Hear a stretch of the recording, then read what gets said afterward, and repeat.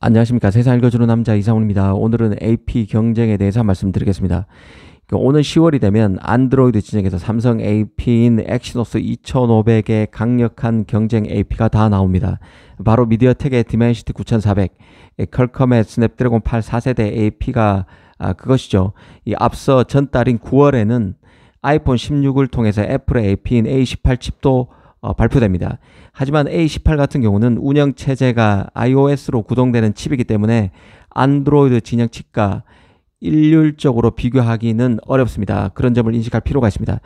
특히 디멘시티 스냅드래곤 공개를 주목하는 이유는 삼성 스마트폰에 탑재될 AP가 플래그십 모델인 스마트폰 갤럭시 폰에 탑재될 AP가 어떤 게 될지가 칩 발표와 함께 어떤 식으로든 간접적으로 시사될 가능성이 크다는 점 때문일 것입니다. 이 칩들은 모두 3나노 AP입니다.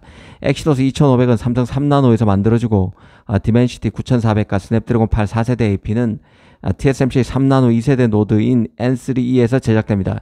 이 3나노부터 게이트 올라운드로 트랜지스터 구조를 바꾸는 삼성 파운드리 현실을 가늠할 수 있는 계기가 될 가능성이 있습니다.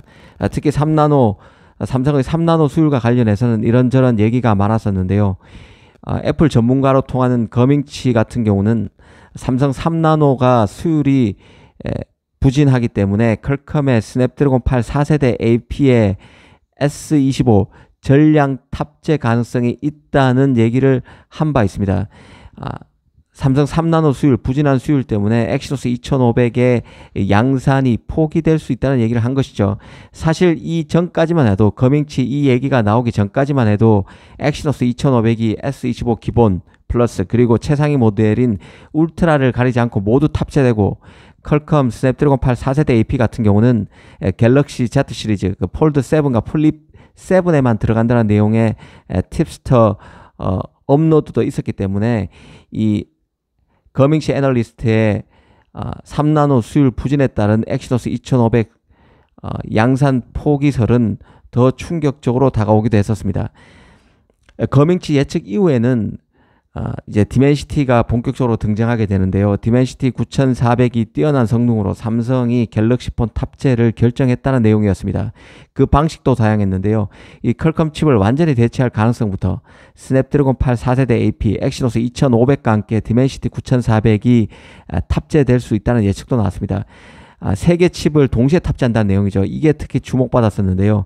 갤럭시 플래그십 모델의 3개 칩이 지역별로 선택적으로 탑재될 것이란 내용이었습니다. 실제 미디어텍이 삼성 스마트폰에 AP 추가 탑재를 노리고 삼성의 3나노 AP인 디멘시티 9400 가격에 특별 할인을 제안했다는 유명 팁스터 업로드도 있었습니다. 삼성이 퀄컴 칩의 비싼 가격 때문에 골머리를 앓고 있는 것을 알고 이런 식의 제안을 넣었다는 것이죠.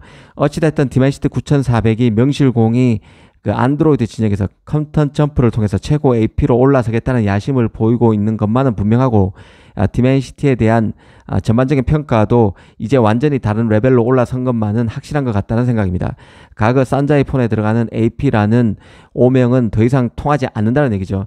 이 얘기를 다시 꺼내는 이유는 디멘시티 9400에 대한 평가도 속속 나오고 있기 때문입니다.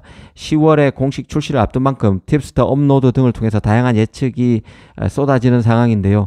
최근에는 중국 웨이보에서 관련 소식이 나왔는데 디멘시티 9400이 전작인 9300보다 30% 빠르고 특히 전력 효율성이 뛰어나다고 되어 있습니다.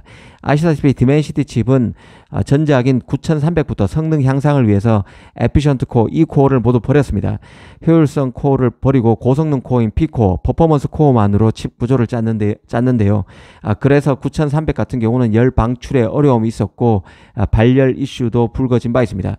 그런데 역시 고성능 코어로만 구성된 디멘시티 9400이 이 문제를 잘 해결했을지가 관심이 될 수밖에 없는데 전력 효율성이 뛰어나다는 평가가 있는 것으로 봐서는 획기적인 개선이 있었다고 보는 것이죠. 이 디멘시티 9400 같은 경우는 스냅드래곤 8 3세대 AP 전력의 30%만 사용하는 것으로 나와 있습니다. 이 맞다면 획기적인 진전으로 볼 수 있는 대목입니다.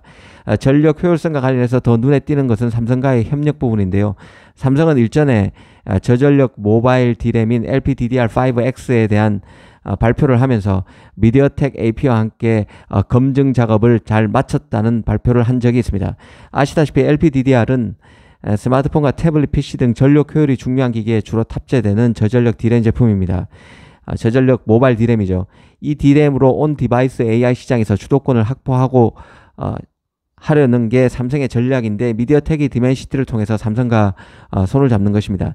전반적으로 외부 내용을 보면 디멘시티 9400이 일치월장했고 스냅드래곤에 뒤떨어지지 않을 것이란 점, 그리고 애플과 비교해도 전작인 A17 프로 9월에 나오게 되는 A18 시리즈 전작인 A17 프로 수준은 될 것이라는 게 내용의 뼈대입니다. 개인적으로는 이번에 갤럭시 S25를 통해서 디멘시티 칩이 대비할 가능성이 있다는 판단입니다. 삼성 엑시노스 2500의 경우는 삼성 3나노 수율 개선이 관건이 될 것인데요. 아마 무난히 수율을 끌어올려서 양산될 것으로 봅니다. 이 삼성 업장에서는 칩업계 최초로 게이트-오라운드 노드로서 명실공히 양산이란 이름에 걸맞는 생산을 해내는 첫 시험대로서 엑시노스 2500을 잡을 것입니다. 엑시노스의 경우는 AMD와의 협업 산물인 RDNA3 기반의 GPU가 얼마만큼 성능 향상이 이루어졌을지도 관심 포인트라는 생각입니다. 앞으로 삼성과 미디어텍 간의 협력은 내밀한 수준까지 커질 것으로 보는데요. 과거에는 보급형 스마트폰을 중심으로 AP를 공급했던 미디어텍은 이미 고성능 AP도 더는 삼성 퀄컴에 뒤지지 않는 수준입니다. 디멘시티 9400은 특히 그 삼성 태블릿 PC 갤럭시 탭 S10에 탑재될 가능성이 큰 것으로 알려진 상태죠. 갤럭시 스마트폰에 탑재됨으로써 활용 점정을 찍을 수 있을지 봐야 할 것입니다. 디멘시티 AP가 탑재되면 삼성으로서는 퀄컴 스냅드래곤으로 급격히 쏠릴 가능성이 있는 힘의 불균형을 제어하는 데 도움을 받을 것입니다. 퀄컴의 스냅드래곤 8 4세대 AP 같은 경우는 기존 3세대 AP보다 최소 25% 이상 비쌀 것으로 관측되는 상황입니다. 당장 TSMC 3나노 2세대 노드인 N3 노드에서 제작되고 퀄컴의 자체 CPU 아키텍처인 오라이온을 AP에서는 처음으로 탑재합니다. 특히 TSMC는 3나노 가격도 인상하는 것으로 결정된 상태죠. 퀄컴 입장에서 보면 AP 가격을 올릴 요인이 즐비합니다. 삼성으로서는 디멘시티를 끌고 와서 스냅드래곤의 가격 인상을 자제하도록 하는 지렛대로 활용할 수 있을 것입니다. 특히 디멘시티 칩 탑재를 고리로 삼성의 파운드리에 칩을 맡겨보라는 제안도 가능할 것입니다. 삼성 파운드리가 본궤도에 오르는데 디멘시티가 도움을 줄 수 있다는 뜻이죠. 다만 그 디멘시티 가세가 엑시노스를 통해서 삼성의 프로세서 비즈니스를 확대해 보려는 시도에는 마이너스가 될 여지는 있습니다. 사실 삼성 3나노 수율 문제가 불거지기 전만 해도 삼성의 프로세서 사업 확장을 점치는 소식이 많았는데요. 이런 것들이 조금 주춤해진 감이 있습니다.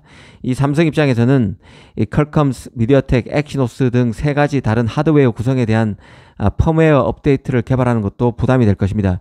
이런 점을 종합해 보면 일단 미디어텍의 칩이 삼성에 들어오더라도 중국과 같은 극소수 지역에만 한정적으로 일단 테스트하는 수준에서 활용될 가능성이 크다는 관측이 설득력이 있다는 생각입니다. 나머지 지역은 원래대로 스냅드래곤 엑시노스 이원화 전략으로 간다는 뜻입니다. 10월을 주시할 필요가 있다는 생각입니다. 감사합니다.